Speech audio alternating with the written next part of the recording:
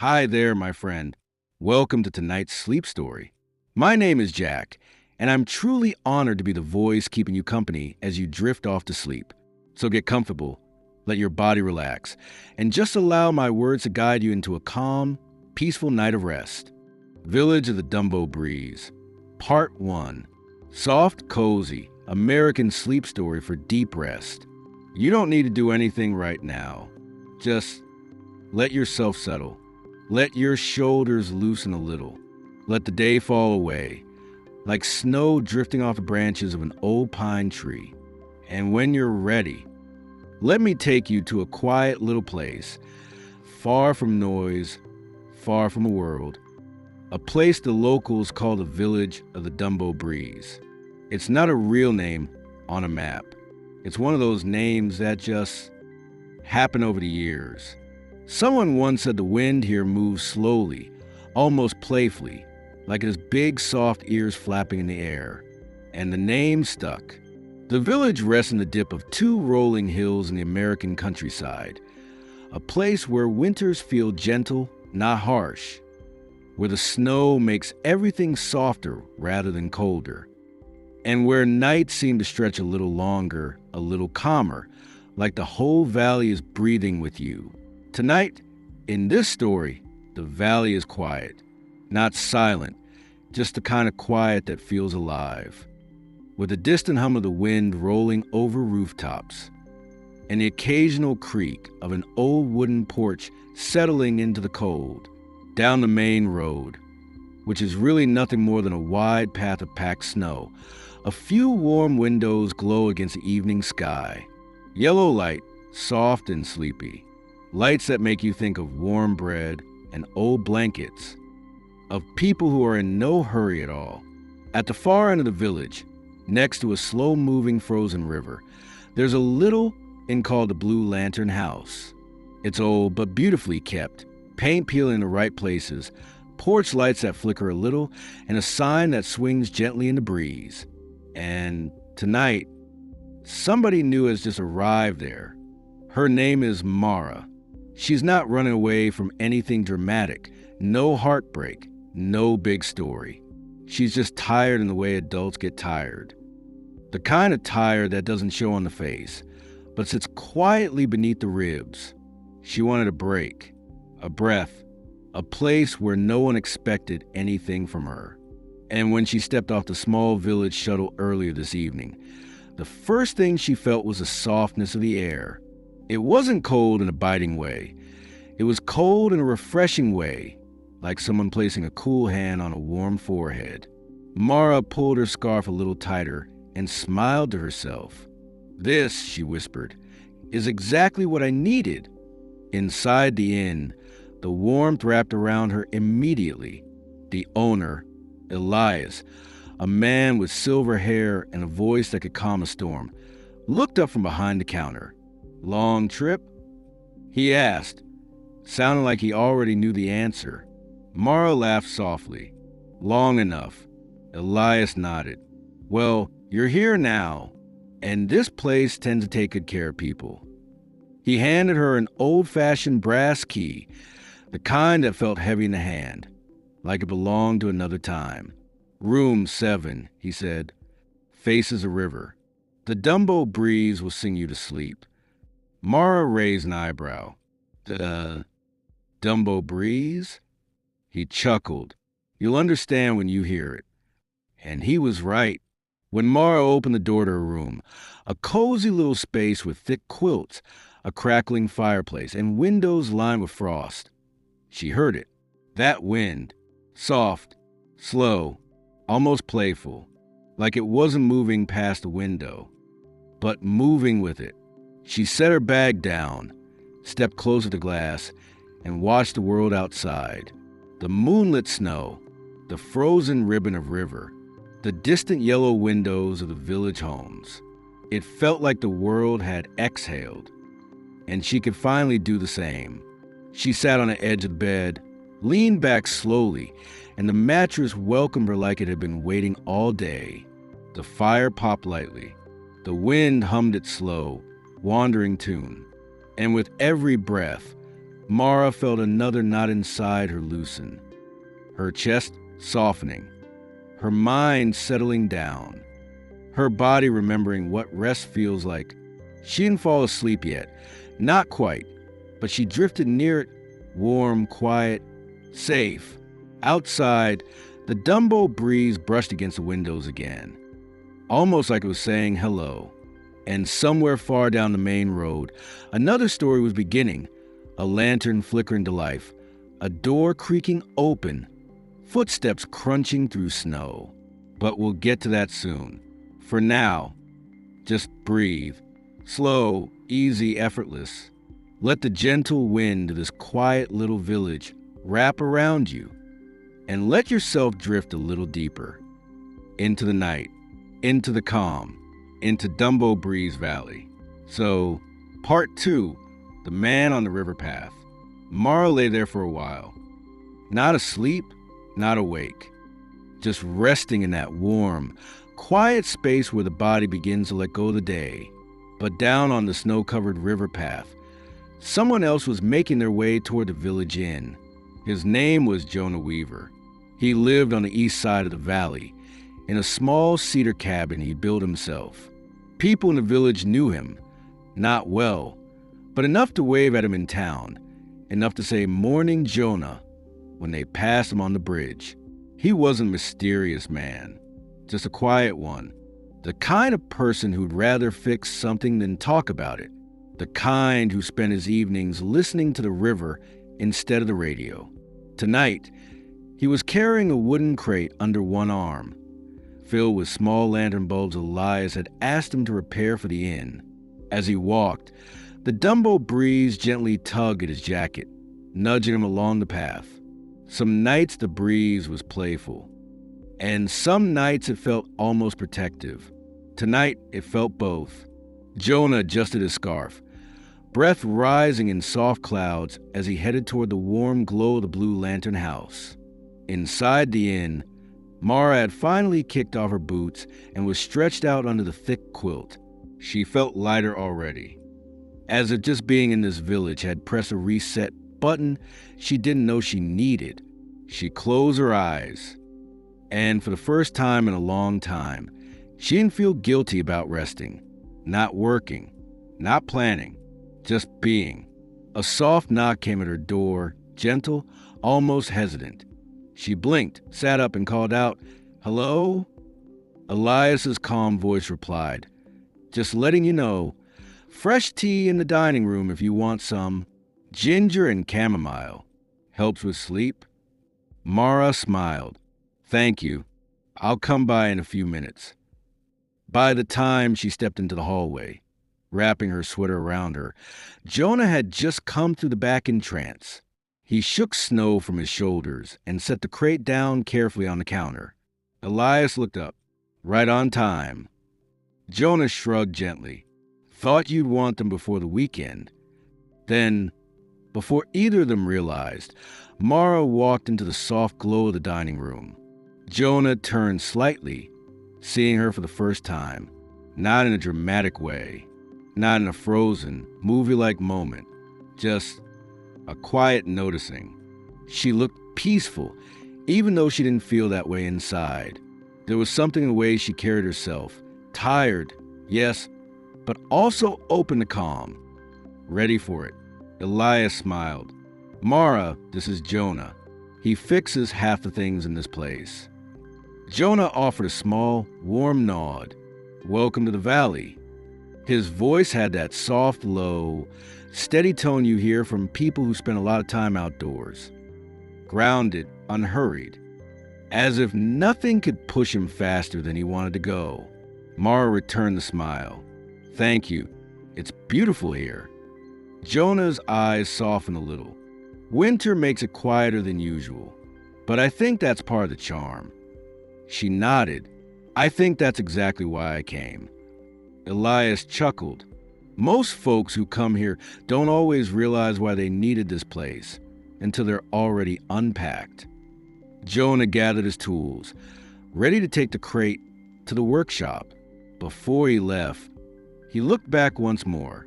If you ever walk the river path, he said quietly. Listen carefully. The wind carries stories here. Mara smiled gently, not fully understanding. But the warmth in his tone stayed with her long after he stepped away. She poured herself a cup of tea, sat by the window, and watched snowflakes drift to the lantern light outside. Everything felt slower in the best possible way. She didn't know it yet, but this peaceful little valley was about to change her winter and her heart in ways she never expected. And outside, the Dumbo Breeze whispered again. Soft, slow, patient, as if it had all the time in the world. Part 3, The River Bridge at Night. Soft, slow, real American human storytelling. Cozy, dreamy, zero robotic tone. The tea warmed Mara's hands, and the steam curled gently into the air as she sat near the window.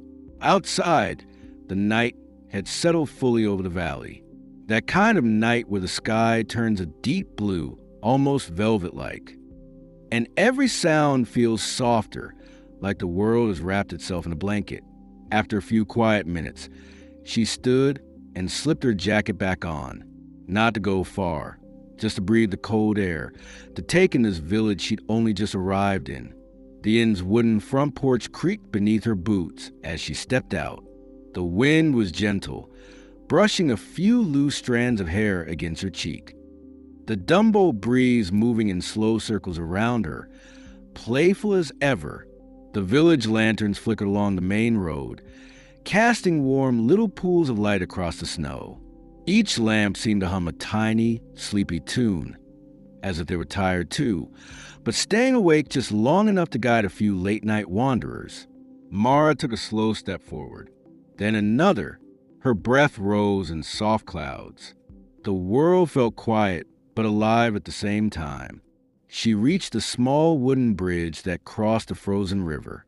It wasn't big, barely wide enough for two people, but the moment she stepped onto it, she could hear the faintest sound beneath her, the slow movement of water still flowing beneath the thin layer of ice.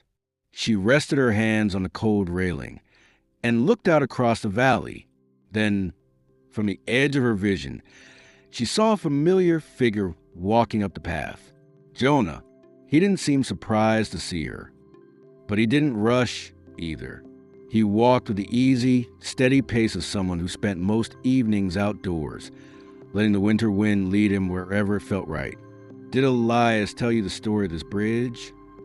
He asked gently as he approached. Mara shook her head. No. Should he have?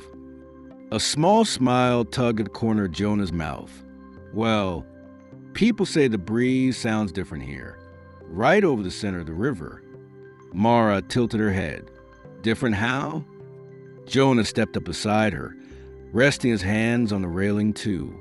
Like it's trying to talk to you, he said softly, but you only hear it if you're quiet enough. She let her eyes drift closed for a moment, listening. At first, nothing special, just wind, cold air, distant lanterns humming. But then a subtle shift, a softer curl of air brushing past her ear, almost like a whisper that didn't use words, but still carried meaning. She opened her eyes slowly. I think I heard it, she said. Jonah nodded, his expression gentle. Most people don't the first night. Mara looked at him then, really looked, noticing the calm in his eyes, the quiet strength in the way he stood, the way he seemed to belong to this place in a way she didn't yet understand. You must love it here, she said. Jonah took a slow breath, watching the snow drift. I do, he said. But it's not the kind of love you talk about. It's the kind you feel in your bones. The kind that makes you slow down without even trying. Mara nodded softly. That's what I want, to slow down. You will, he replied. This valley has a way of teaching people how. For a moment, neither of them spoke. They just stood there, two strangers, both quiet in their own ways, listening to the low hum of the river beneath the ice, and the wind that moved around them like a patient companion. Finally, Jonah straightened. I'm heading home, he said, voice warm but fading into the night. Be careful on the bridge. It gets a little slippery near the middle. Mara smiled. I will. Good night. He dipped his head slightly. Good night, Mara. She watched him walk away, his figure slowly merging with the quiet glow of lanterns down the road. And for the first time in a long time, she didn't feel alone. She leaned against the railing again, letting the Dumbo Breeze wrap around her like a soft scarf. Then she took a slow breath and crossed the bridge back toward the inn. Tonight was just the beginning. There was more this valley wanted to show her, more it wanted her to hear. And as she stepped inside her warm room again, the breeze brushed gently against a window, as if to say, you're safe here. Part 4, the old library of Whisper Hill. Soft, slow, real American human storytelling. Calm, cozy, perfect for sleep. Morning came gently to Dumbo Breeze Valley. Not suddenly, not loudly, just a slow bloom of pale golden light spreading over the snow-covered rooftops. The kind of morning that didn't rush itself, where even the sun seemed content to rise a little slowly. Mara woke to the soft crackling of the fireplace and the faint aroma of cinnamon drifting from the inn's kitchen. It took her a moment to remember where she was. The room, the quilt, the frost-lined window. And then it all came back in a warm, quiet wave. She stretched, feeling more rested than she had in months. Downstairs, Elias greeted her with his usual calm smile. Warm spiced milk. Mara nodded. Better than I expected. The wind here, it feels different. Elias chuckled. That breeze has been around longer than any of us. Some say it carries old stories. Some say it brings new ones. Mara sipped the warm milk, letting the sweetness settle inside her. Do you have a library here? She asked suddenly. Elias leaned on the counter. We do. Small but charming. Up on Whisper Hill, just past the river path. Whisper Hill, she repeated with a soft smile. He nodded. You'll hear why when you get there. And so, after bundling herself in her coat and scarf, Mara began her slow stroll up the gentle slope behind the inn. The snow crunched softly under her boots. The sky was a pale blue, washed with the soft light of early winter morning. She passed the bridge again. The frozen river sparkled under the sunlight. The Dumbo Breeze brushed calmly through the valley, as if guiding her steps. Halfway up the hill, she noticed a small wooden sign, Whisper Hill Library. Open most days. The most days part made her smile. When she reached the top, she found a charming little building made of weathered stone and warm cedar beams. Tall windows lined the front, fogged slightly by the heat inside. Icicles hung from the roof like delicate crystal ornaments. She pushed the door gently. A small bell chimed, soft, almost shy. Inside, the library smelled of old books, pine wood, and dried lavender.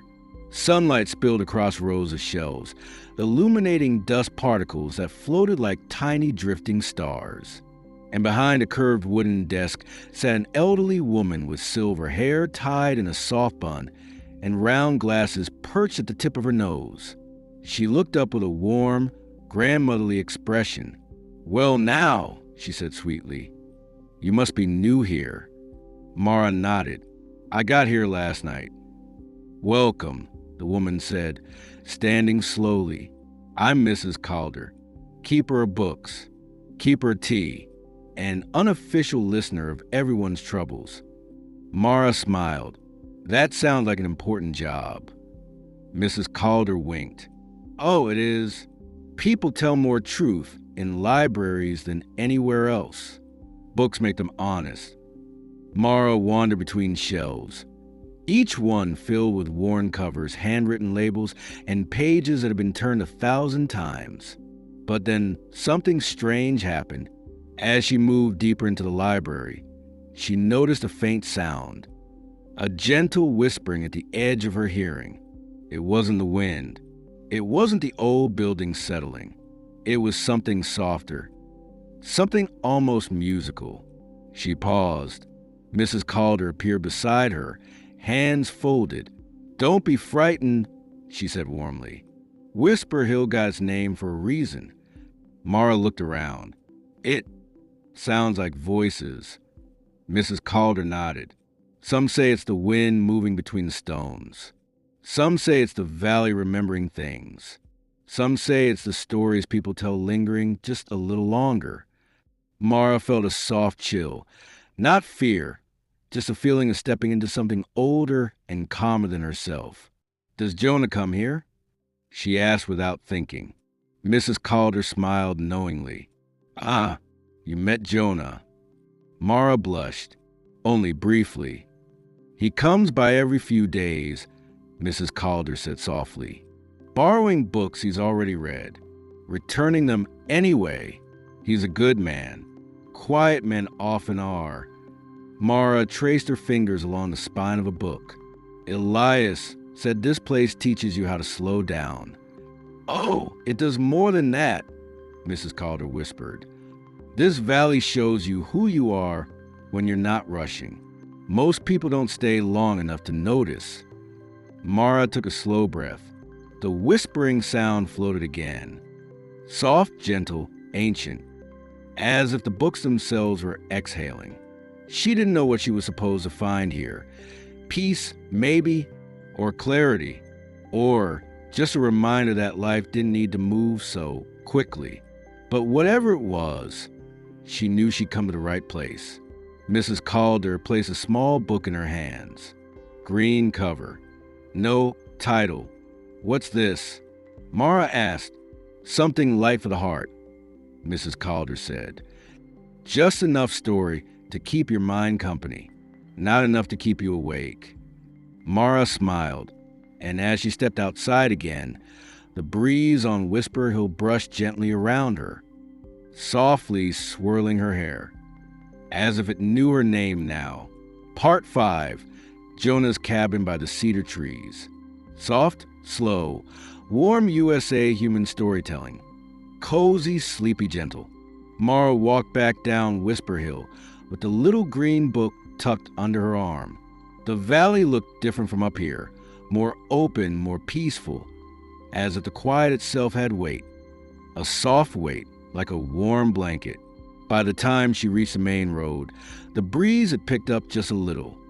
Still slow, still gentle, but carrying a faint woody scent of cedar and pine. It felt like the valley was slowly opening its arms to her. She passed the inn again, waved to Elias cleaning the porch, and continued toward the river. She didn't exactly know why she walked that way, only that it felt right. The river path curved lightly through tall clusters of cedar trees, and the deeper she walked, the more the world quieted, like every sound softened into a hush. Then, around a bend, she saw it, a small cedar cabin with smoke curling from a chimney, snow resting gently on the roof, and a single lantern hanging beside the door. It was calm, uncomplicated, the kind of place built by hands that cared about simple things. And there, kneeling beside a woodpile, was Jonah. He didn't hear her at first, too focused on splitting a log, slow and steady, like everything he did. Mara hesitated, not wanting to intrude, but before she could turn away, Jonah looked up. His eyes softened. "You found a quiet part of the valley," he said, voice low and warm. Mara smiled, a little shy but comfortable. "I wasn't really looking for anything, just walking." "That's the best way to find things," Jonah replied, brushing snow from his gloves. He stood, setting the axe aside. His breath rose in slow clouds as he looked toward the trees. "This spot gets the calmest breeze," he said. "It moves slow between the cedars, almost like it rests here." Mara stepped closer, feeling the air change, colder but softer, like the valley exhaling right toward her.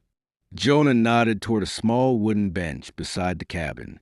"Want to sit for a moment?" he asked. She did. They sat with a comfortable distance between them. the quiet settling around them like snowfall. Jonah spoke first, his tone thoughtful. "You don't seem like someone who runs away from things." Mara exhaled softly. "I'm not running. I'm just tired, in a way I can't explain." Jonah nodded, not judging, not prying, just listening in that calm, grounded way he had. "People come to this valley when they're worn down," he said. "The wind slows them, makes them breathe again." Mara watched a few snowflakes drift lazily past her boots. "Has it done that for you?" she asked. Jonah's smile was small, but real. "It did. Years ago. I stayed because leaving felt wrong." She looked at the cabin. Simple, steady, peaceful, and understood. "It suits you," she said. Jonah let out a soft breath, almost a laugh. "I hope so. I built half of it with lumber that wasn't even straight." Mara smiled, and for a moment, the breeze circled around them in a slow loop, gentle, warm despite the cold. Jonah noticed it. "You feel that?" he asked quietly. She nodded. "That's the Dumbo Breeze. It always lingers when someone new finds a bit of calm." They sat quietly for a while. No rush, no need for words. Just the sound of distant birds, the faint groan of ice shifting on the river, and the slow, steady hum of the valley. Finally, Jonah stood. "I should get more before the light fades," he said gently. "But you're welcome to come by again." Mara nodded, her voice soft. "I like that." Jonah's eyes warmed. "Good. The valley feels different with someone else listening." As Mara walked back toward the village, the breeze followed her just a little, curling around her coat, lifting her hair, as if thanking her for slowing down.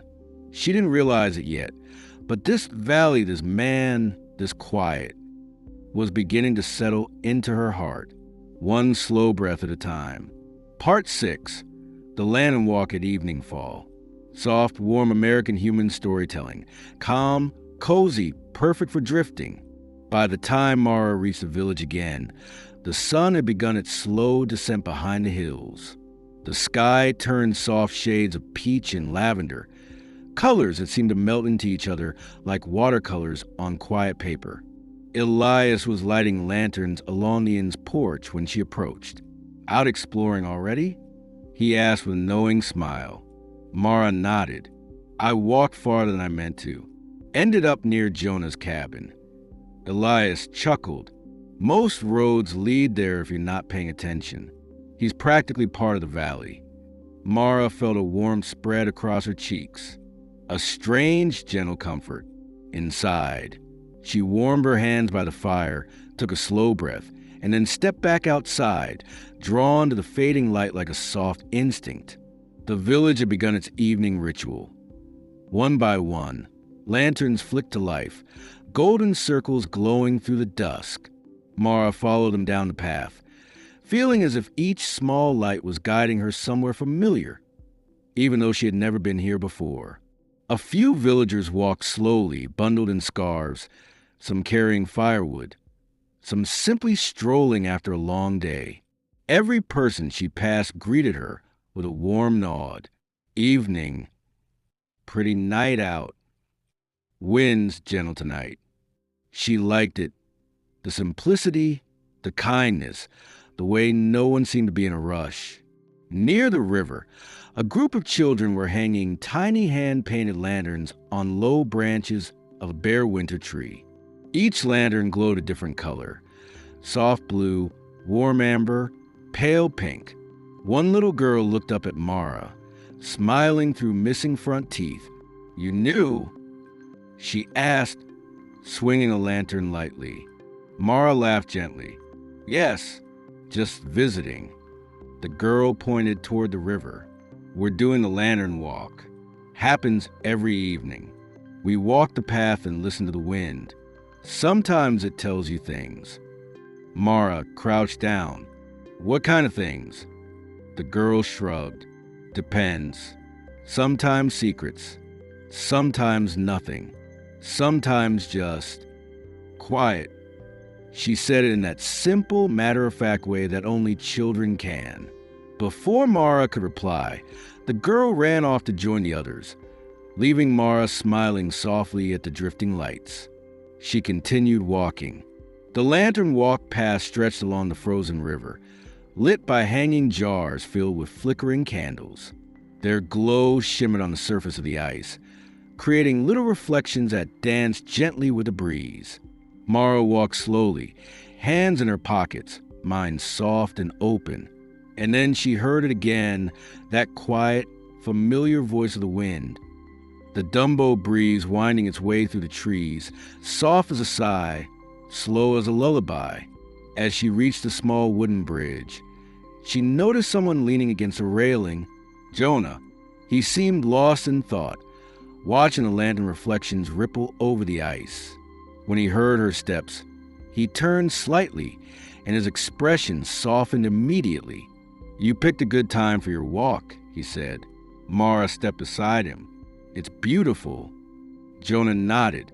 "This is my favorite part of the day." The wind slows down, like it's settling in for the night. Mara watched the lanterns flicker against the soft evening air. "There's something calming about it," she whispered. Jonah glanced at her, not in a searching way, not in a curious way, just a gentle look, like he was glad she understood. "You're settling into the valley," he said quietly. Mara exhaled. "I think the valley is settling into me." Jonah smiled, one of those small, sincere smiles that revealed more than words could.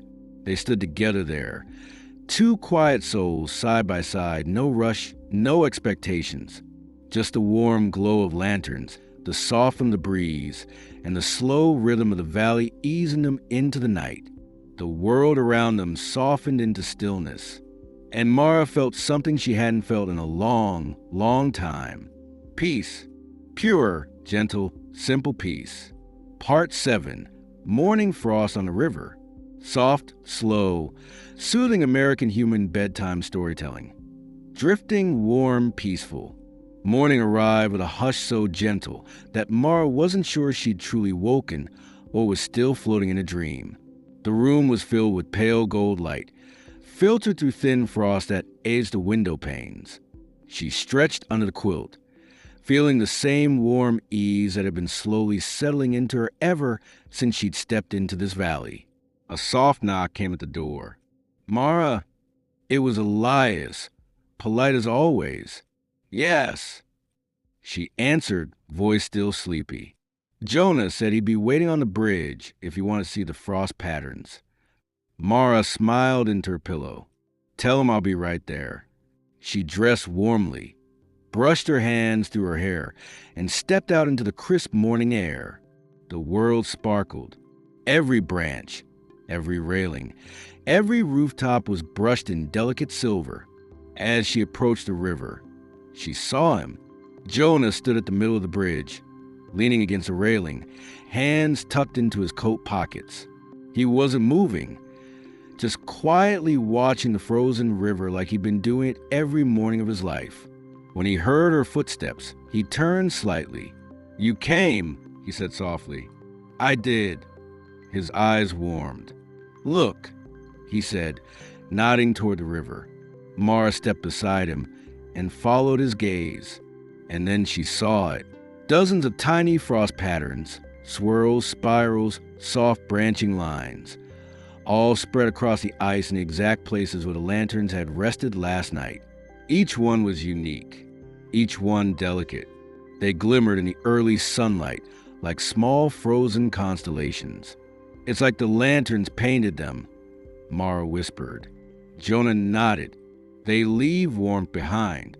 The cold shapes it into something new." Mara took a slow breath. "It's beautiful," she said. Jonah watched her, not the river. "Most people miss it," he murmured. "They rush away before the frost forms." Mara smiled gently. "I'm learning not to rush." Jonah's expression softened even more. "That's good. The valley works differently when you slow down." Snow cracked softly somewhere in the trees. A small bird hopped onto the railing, tilted its head at them, and flew away again with a tiny flutter. Jonah chuckled. The birds here think they own the place. Mara laughed, a soft, breathy sound. I can see why. They stood in quiet for a long moment. The breeze moved past them, slow and warm, despite the winter air. Do you always come here in the morning? She asked. Most days, Jonah answered. The river wakes up slowly. I like that. Mara kept her eyes on the frost patterns. I think I'm waking up slowly too. Jonah glanced at her, just enough for her to feel it, not enough to make her look away. That's a good thing, he said softly. Mara sighed, feeling her chest loosen. Do you ever feel like the valley notices you? Jonah looked back out over the river. All the time, not in a strange way. Just, it pays attention, like it knows when you need calm. She nodded. That's exactly it. It feels gentle. Jonah smiled a little. That's why I stayed. The Dumbo Breeze brushed lightly against the bridge, swirling around their legs and carrying that same quiet hum Mara had begun to recognize. The valley's voice. Soft, patient, comforting. Jonah tapped the railing lightly. Come with me, he said. There's something else I want to show you. Mara blinked. What is it? Jonah nodded toward the path that led deeper into the woods. The cedar grove, he said. It's where the breeze is the softest. Mara's chest warmed. She wasn't sure if it was the air, the moment, or Jonah himself. I'd like that, she said. Jonah offered a faint, warm nod. Good, he murmured. Then let's walk. Slowly. He turned, and Mara followed him off the bridge as the frost sparkled behind them, the breeze guiding their steps like an old friend. Final ending script. Village of Dumbo Breeze. Natural, warm, American human style. Slow bedtime tone. Duration. 15, 20 minutes when read slowly. As the night deepened over the village of Dumbo Breeze, the world grew even softer, almost weightless, like everything had been wrapped in quiet. The little houses along the coast had turned off their lights one by one, until only the gentle lanterns near the boardwalk remained, flickering like tiny stars that had drifted down to rest close to the earth. The ocean moved in slow, sleepy breaths. In and out, a rhythm older than memory. A rhythm your body naturally begins to follow. Tonight had been peaceful, simple, kind. The kind of night that reminds you what comfort feels like. And now, as the villagers slept behind warm windows, as the breeze whispered through the tall grass, the whole world seemed to exhale, letting go of everything it didn't need to carry anymore. Here, in Dumbo Breeze, nothing is rushed. Nothing is demanded of you. You're allowed to simply be, allowed to drift, without effort, into a deeper and deeper calm. You walk slowly along the sandy path, leading back toward the cottage you've been staying in. Your footsteps make the softest sound, just a gentle crunch of sand and tiny shells settling beneath your feet. Above you, the moon hangs low and round, painting a silver trail across the water. A quiet reminder that even the night sky is watching over you. When you reach the cottage door, you pause for a moment. The wooden frame is warm from the day's sunlight, still holding the memory of warmth like a soft embrace. You step inside. The room smells faintly of cedar and ocean salt. Clean, comforting, grounding. A small lamp glows on the bedside table, giving the space a gentle, golden hush. You sit on the edge of the bed, feeling the softness of the blankets, the stillness of the room, the peace settling into your shoulders, your chest, your breath. Outside, the breeze picks up just enough to make the wind chime sing a low, sleepy melody. Each note floats through the air like a feather drifting down. You lay back, slowly, letting your body sink into the mattress, letting your legs grow heavy, your arms grow warm, your breathing settle into a calm, steady rhythm. In this village, in this moment, you are safe, you are held, you are home. Nothing from the day can reach you now. Not the noise, not the pressure, not the worries that try to follow you here. Everything has been quieted. Everything has been softened. Everything has been released. The night outside continues its gentle symphony. Waves rolling, trees swaying, distant lanterns humming like living fireflies. You close your eyes. You let the world fade into a soft, warm blur. And the last thing you notice before drifting off is the feeling of peace settling deep inside your chest, like a small, steady light glowing right at your center. A reminder that rest is not something you have to earn. It's something you deserve, something your body welcomes, something your mind has been waiting for. So now, you let go. You let yourself drift, like a small boat slipping into calm waters, like a cloud carried gently across the sky, like a warm thought floating through a dreaming mind. You drift deeper and deeper and deeper into comfort, into stillness, into sleep. The village of Dumbo Breeze holds you through the night, keeping watch, keeping quiet, keeping you safe.